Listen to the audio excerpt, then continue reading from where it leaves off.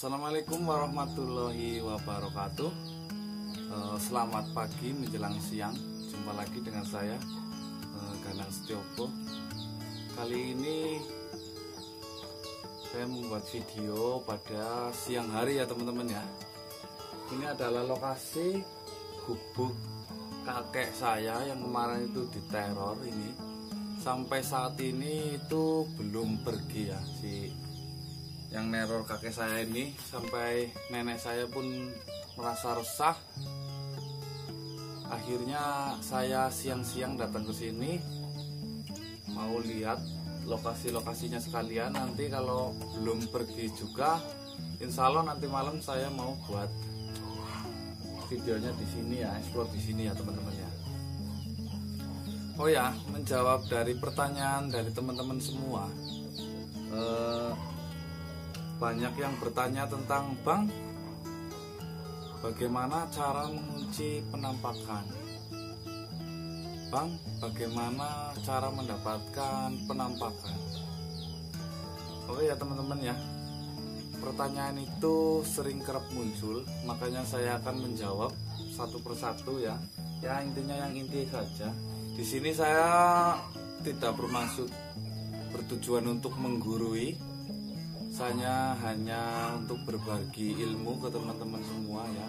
Barang siapa tahu nanti bisa teman-teman amalkan di rumah sendiri atau dimanapun ya. Karena saya bukan pamer atau bukan gimana-mana ya. Karena saya cuma pengen berbagi saja ya.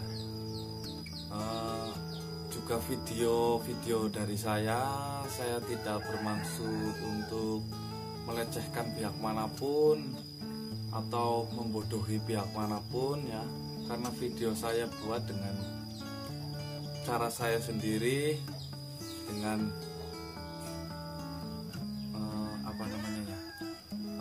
saya diberi fadilah sama Allah ya, seperti itulah saya cara menyampaikannya ya teman-teman. Saya juga tidak menuntut kepercayaan dari siapapun, karena kalau saya bilang video saya ini hanya 100% real, nanti banyak haters. Jadi saya golongkan video saya, posisikan ke hiburan saja, mungkin biar lebih ke tengah-tengah saja ya teman-teman ya.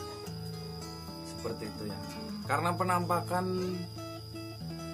makhluk tak kasat mata itu setiap desa, setiap daerah, setiap tempat itu berbeda-beda teman-teman ya. Ada yang berekspektasi tentang penampakan nggak bisa dipegang, ada juga yang berekspektasi tentang penampakan itu ngambang juga ada yang berpikiran juga penampakan nggak bisa tertangkap kamera juga ada teman-teman ya.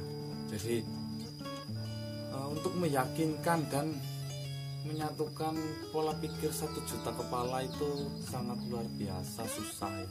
Jadi saya golongkan video saya ke hiburan saja, biar nanti kita ke tengah-tengah.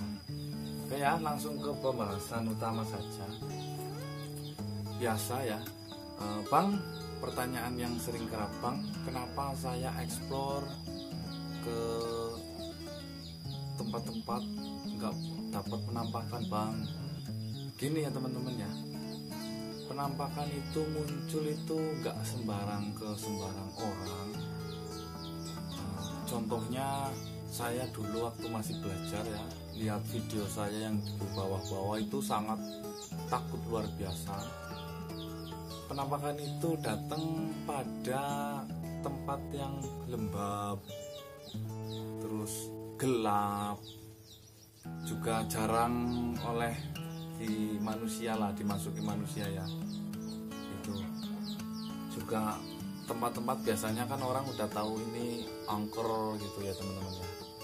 Makanya jangan harap mendapatkan penampakan kalau cuma di belakang rumah teman-teman. Saya kadang berjalannya itu sangat jauh ya. Kadang kalau udah rezeki deket pun dapat teman-teman. Seperti itu teman-teman. Jadi yang menganggap video saya adalah hoax silahkan monggo kerso. Yang menganggap video saya suka dan terhibur, saya ucapkan terima kasih ya. seperti itu ya teman-teman. Oke ya, saya yang biasa saya lakukan kalau waktu penelusuran itu teman-teman ya.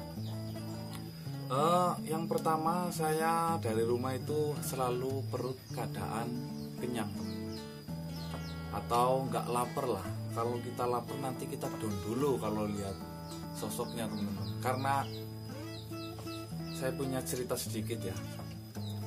Waktu dulu saya itu agak sombong ya, saya nggak takut apa-apa. Tapi giliran saya datang bertemu langsung, dia itu bukan cuma mukanya yang jelek, bukan cuma tampangnya yang menakutkan. Dia itu punya energi yang membuat jantung kita itu berdebar kencang, sehingga kita itu gemeter dan rasa takut. Akhirnya kita yang kalah. Jadi sebelum kita melihat itu dulu, kita harus persiapkan dulu. Jangan sampai kita lengah sedikit pun. Karena kalau kita lengah, kita yang kalah ya. Kita bisa mual-mual, bisa kerasukan juga ini lutut terasa mau copot teman-teman. Siapkan dulu ya, kamera selalu nyala, atau kameranya nyalakan kalau udah ada penampakan saja biar nggak durasinya nggak lama.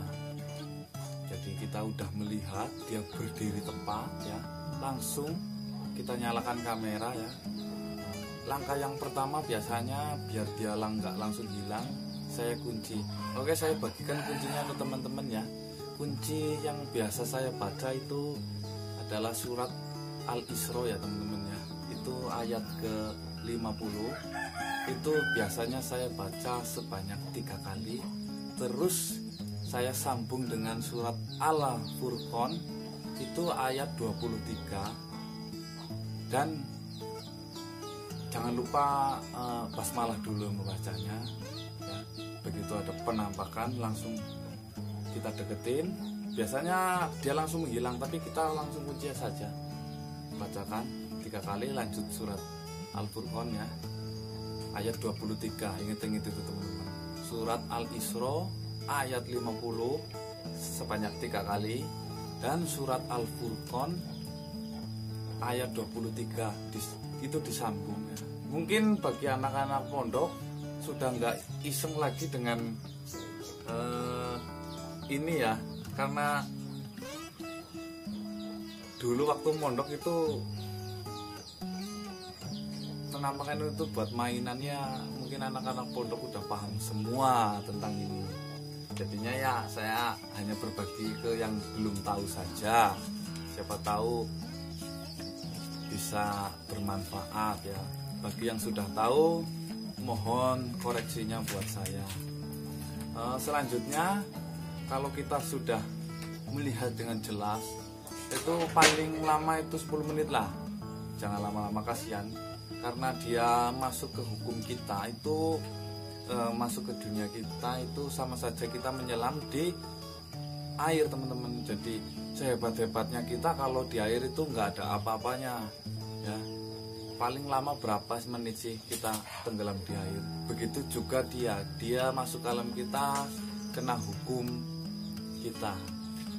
Jadinya dia mau hebat kalau udah padat, bahkan dipukul, bahkan dicekek pun ada hadisnya itu.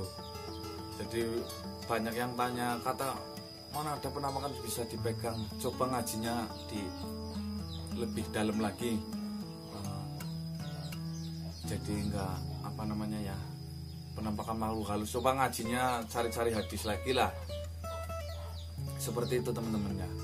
Begitu kita kunci, dia cuma gerak-gerak, nggak ngapa-ngapain, mungkin dia cuma meludah atau ngapain lah, cuma itu. Selanjutnya kalau kita udah melihat jelas, kita udah puas ya, kita lanjut dengan lepas kuncinya surat Anas ya teman-teman. Surat Anas 3 kali, atau mungkin kepanjangan cukup sholawat Nabi atau Al-Ikhlas saja, itu sudah lepas. Yang penting semua itu atas ridho dari yang di atas ya. Seperti itu ya teman-teman.